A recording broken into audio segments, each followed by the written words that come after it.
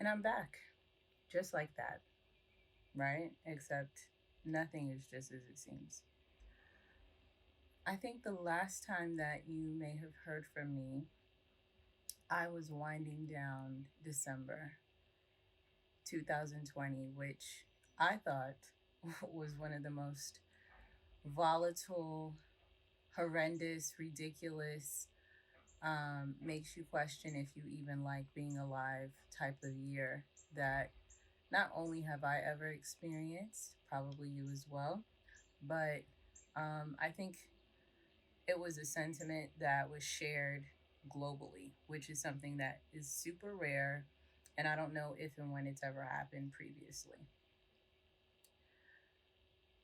And then when I didn't think it could get worse, it's basically like, what is the terminology, the phrase, when the rug gets pulled from under you? The rug got pulled from under me in a way that I never would have imagined. Um, First, on December 13th, a good friend of mine died just like that at age 40. And I think, even in these moments where I can reflect, I'm definitely in a better place mentally, but I literally just started to question like everything because how does that happen? 40 years old, a year older than me. Um,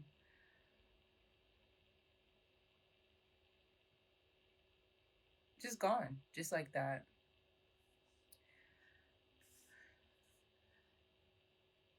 Then, when I thought I was starting to get over the pain, if you will,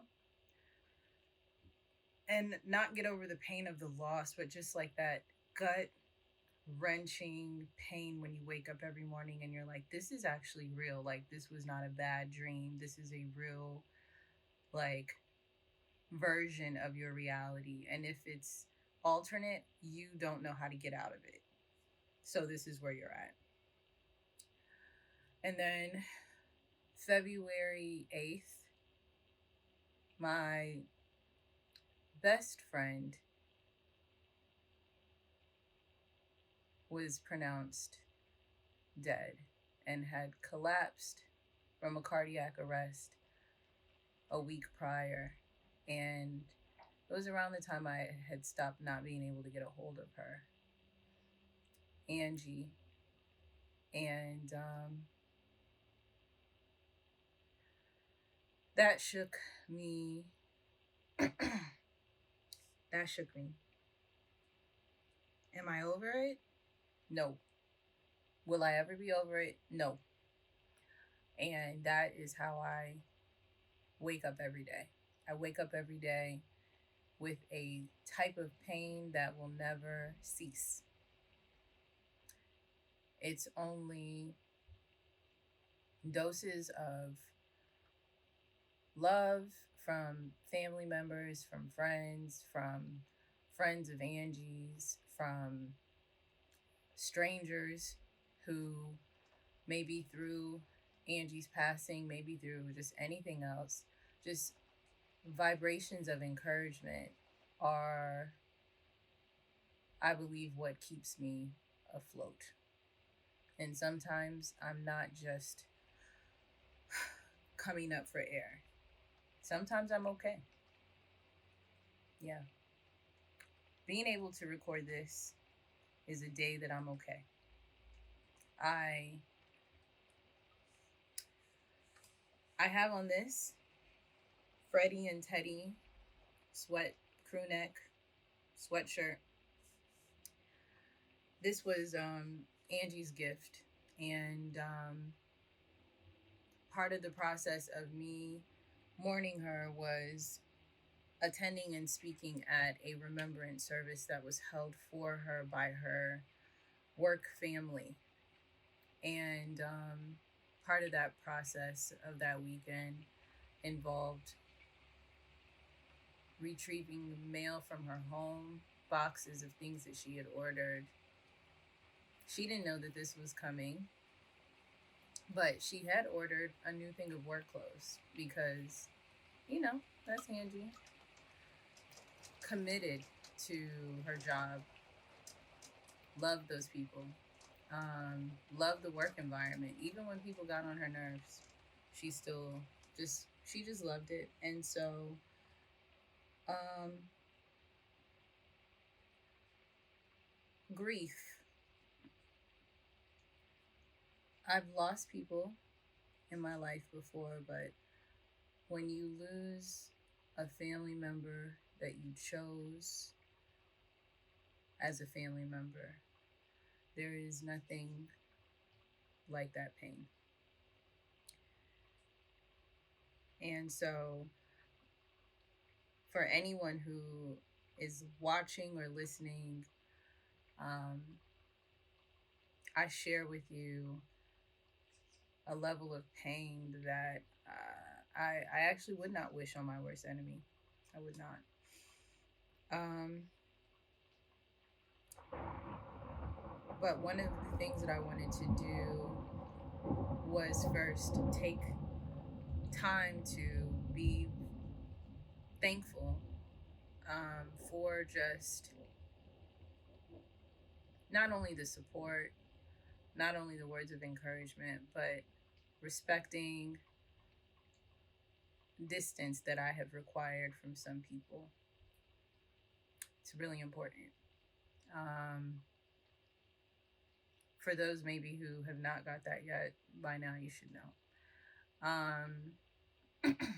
Your whole perspective on life shifts when something like this happens. If you have the opportunity to like think in depth, your perspective on life, how you deal with people, who you deal with people, who you will allow to deal with you, it completely changes. It definitely didn't change for me, but it became way more amplified in a way that it had never been as amplified. It was like,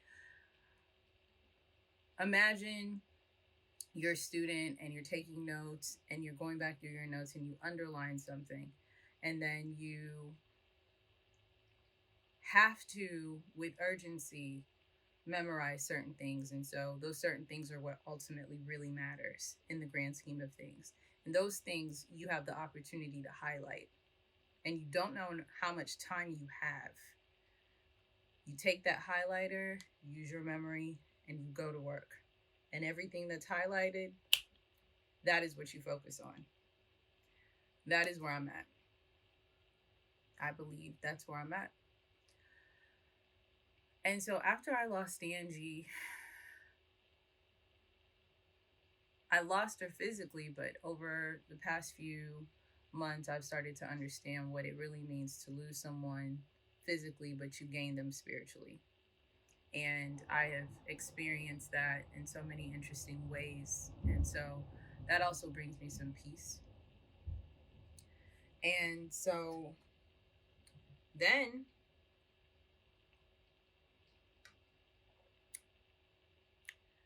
one of my favorite uncles passed away almost a month later after I lost Angie. And everyone who knew me just looked at me and said, what is going on? Are you really okay? Because this is actually too much.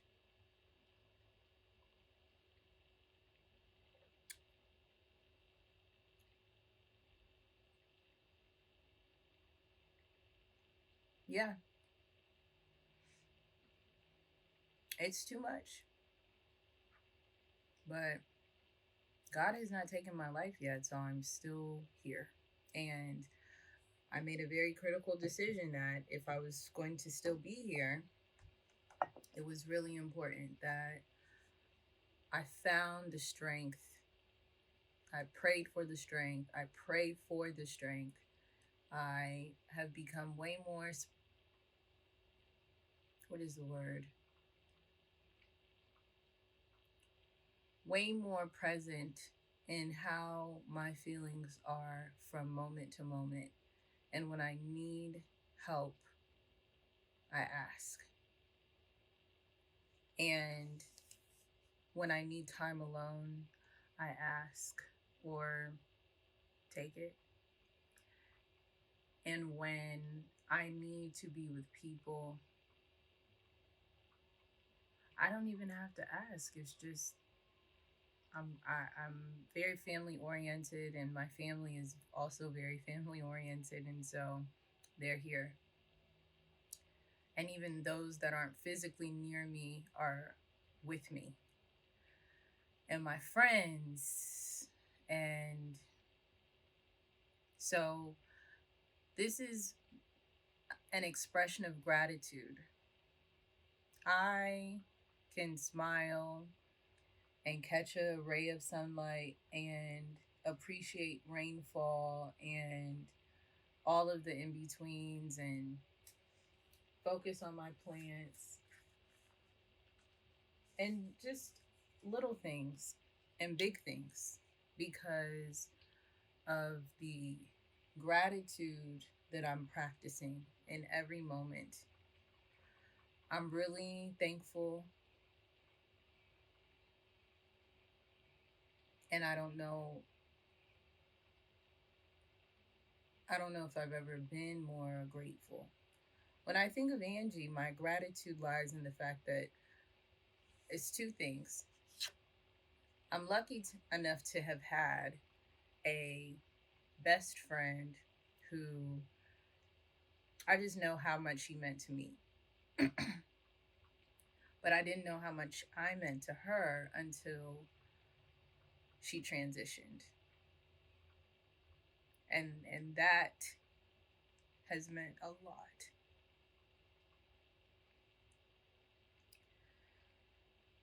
In addition, I I'm grateful because I have two best friends.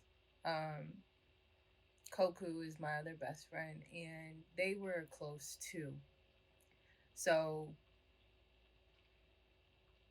there's a person who exists who understands my pain in almost the exact same way. And sometimes, if you just know somebody sees you, and when they're looking at you, they can see you, everything without you having to speak, it means something. So I'm really grateful.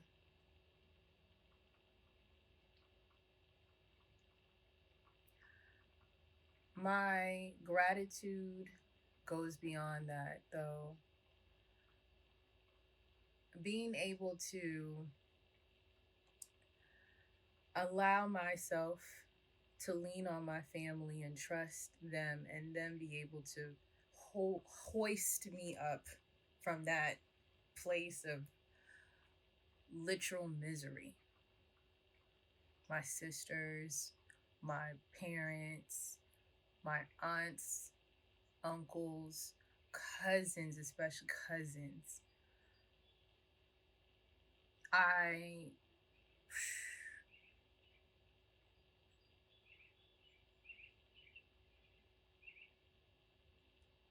we just launched our capsule No Wahala, and we're wrapping up like the promo period. It ends this weekend.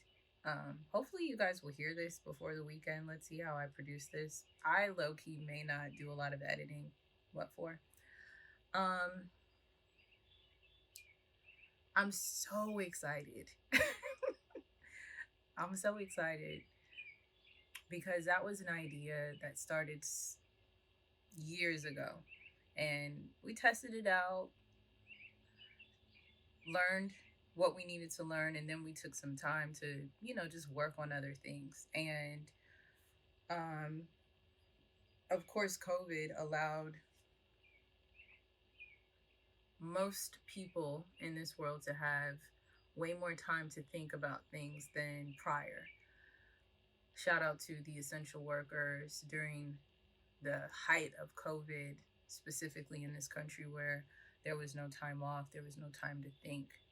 I don't minimize your efforts, period. In my space, I had time. we had time, my sister, who's my creative partner and business partner, and no wahala, it just finally made full sense. And some blessings, really, things that we had been praying for came into fruition. And everything just started to align. And so being able to release this capsule has been a blessing. It's been dope so far, and we're just getting started. Um, no one talks about, like, how do you work through your grief? What are the steps? How do you do it? Because how do you advise somebody how to grieve? The response is simple. There's no right way, but for me, and what I would encourage anybody who can hear this or see this, try your best to tap into your creative energy and use that to propel you, even if it's just to write something down that was in your head. And then now that you've written it down, to look at it and contemplate, and then go from there.